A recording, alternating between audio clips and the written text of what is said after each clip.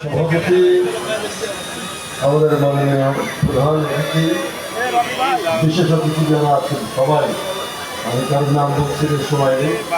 আপনারা যারা এখানে উপস্থিত আছেন, আসসালামু আলাইকুম, ভালো আছেন সবাই?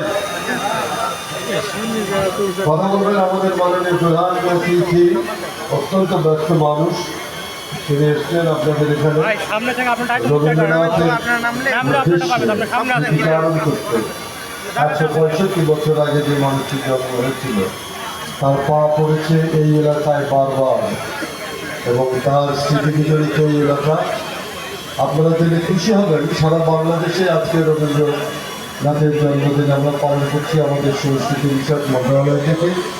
বিশেষ করে 5টি জায়গায় খুব বড় সড়ো করে করছি। তার একটা আপনাদের এখানে একটা কুষ্টিয়ার শিলাইদহ, যেখানে রবীন্দ্রনাথের স্মৃতি জড়িয়ে আছে।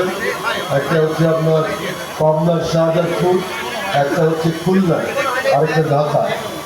একযোগে আমাদের 5 জায়গাতেই এই অনুষ্ঠান চলছে। আমাদের মাননীয় প্রধানমন্ত্রী এই রবীন্দ্রনাথের জন্মদিন উপলক্ষে বাণী দিয়েছেন।